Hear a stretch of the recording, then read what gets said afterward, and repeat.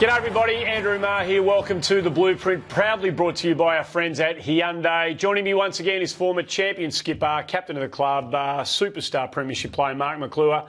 And Sellers, it's nice to be here finally with a win on the board. Absolutely, and they threatened, played some good sides, been very competitive, but no actual win. So the other day over in Perth was a super night's work, and there was a lot of things to talk about in that game that they are starting to get better at. And we'll get to them all throughout the show today. But one of the things, just before we get stuck into the bits and pieces, we can complicate this game of footy in the modern day with, stats and structures and processes and all the bits and pieces. But sometimes it just comes down to the will of the team, the will of the individuals within the team, the work rate they're prepared to display over 4 quarters and outmatching that of the opposition. And to my humble, untrained eye on Saturday night last week, it appeared to be that amongst the Carlton team that got us there. They're getting better at their teamwork. We'll show you some of this stuff in a minute, but they are getting better at it. They're becoming more selfless. They're understanding that, hey, look, it's not talent that wins games.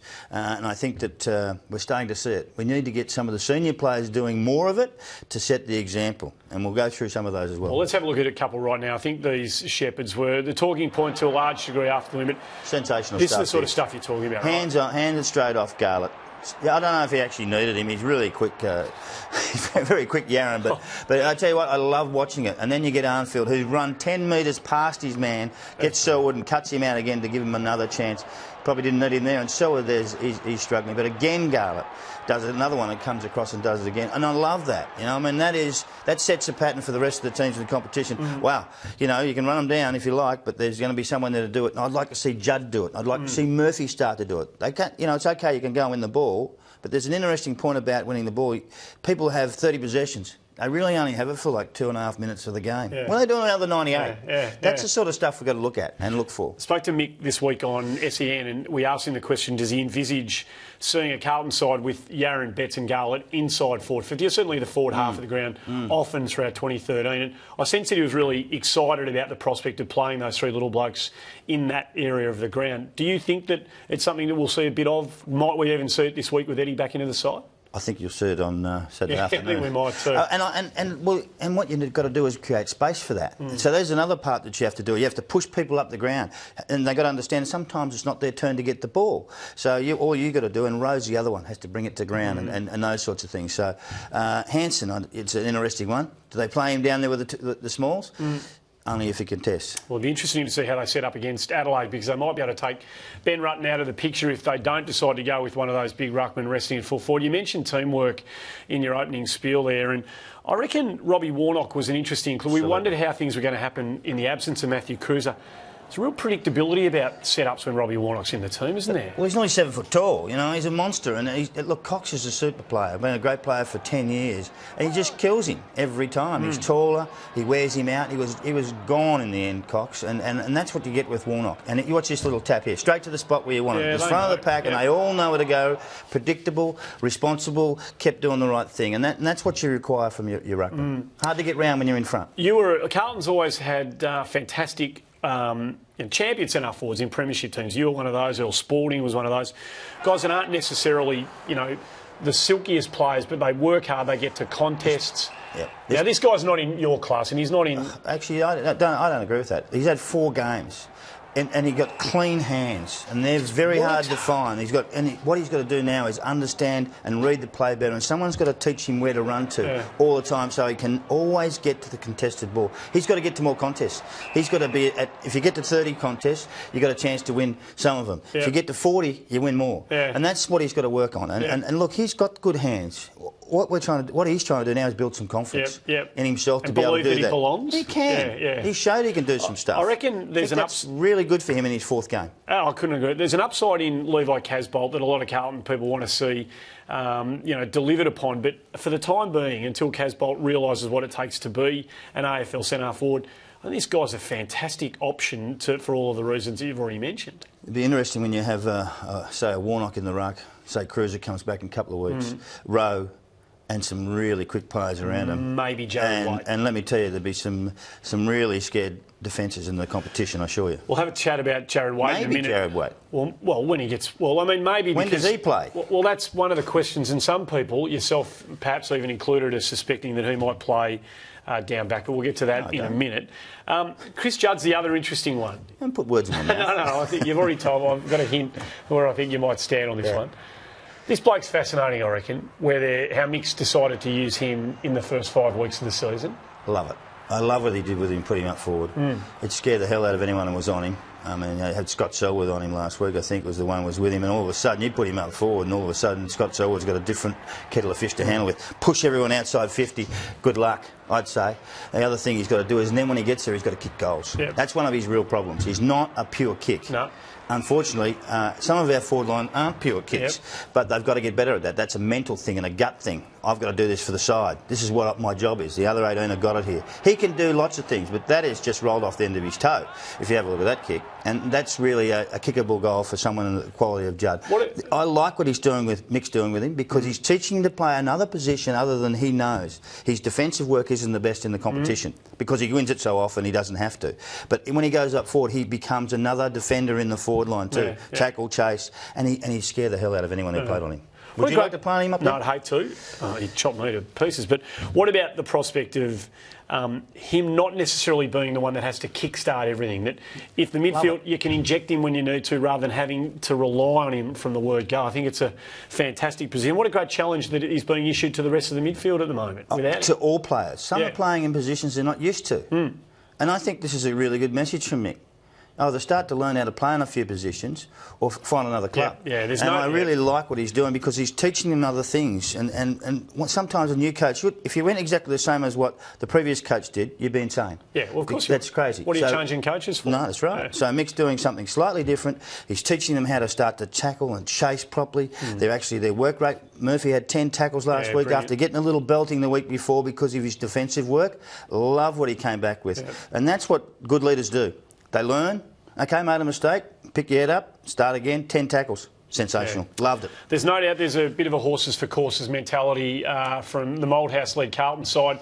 Only the one change, having said that, this week with Eddie Betts back in. Aaron Joseph, who probably didn't get enough footy last week to play, goes out. I want to talk about Joseph. Where does he actually fit? It's an unusual one. He's a good kid. They like him. They obviously play him. But he's very small and he's a select group he can play on.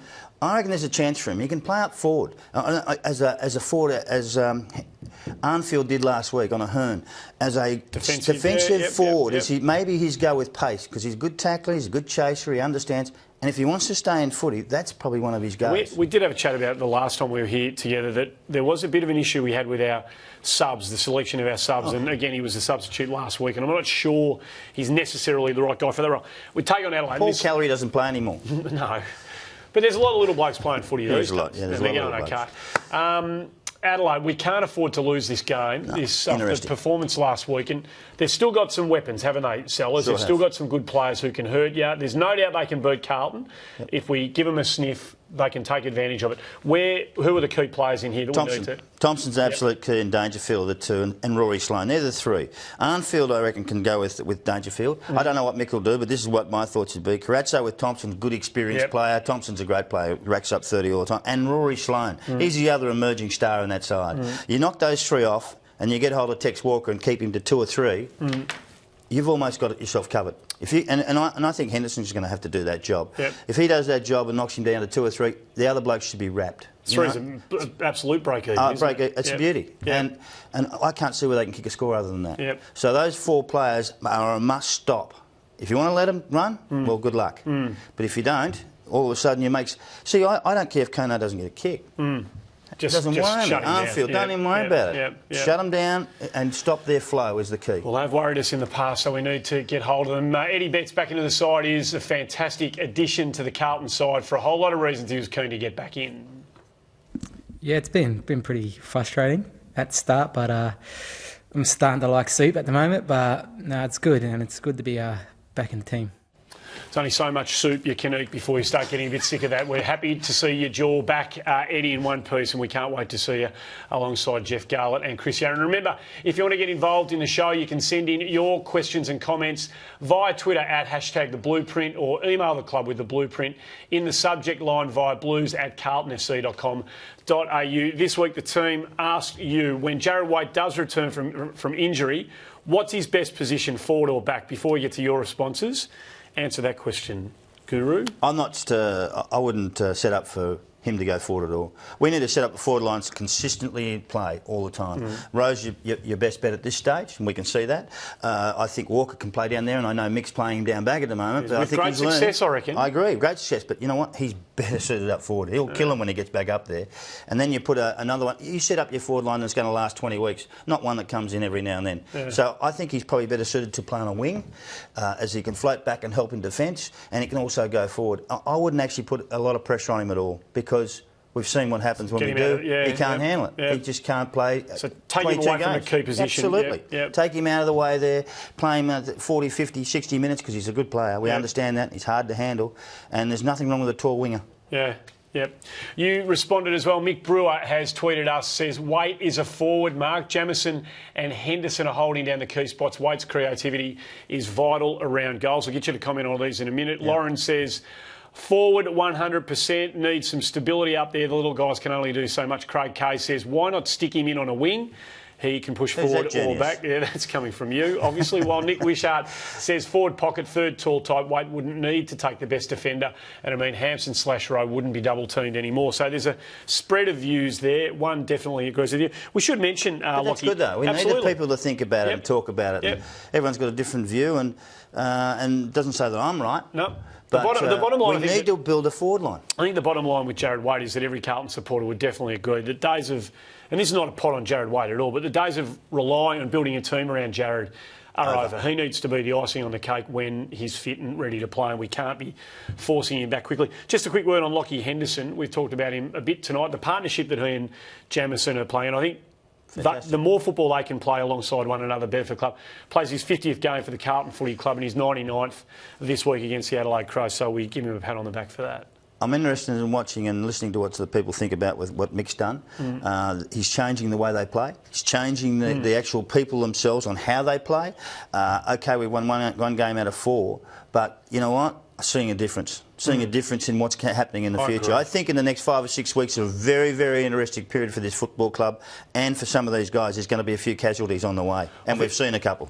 I think there's no doubt about that. That's all we do have time for on today's show. We'll be back in 2 weeks' time on our normal day. That'll be Thursday. Let's hope we've got a couple more wins to talk about. And the season is, as Salah says, getting back on track. Great to catch up with you again. We'll see you then. So catch us on our next show, Thursday, the 9th of May. Until then, enjoy the footy and bye for now.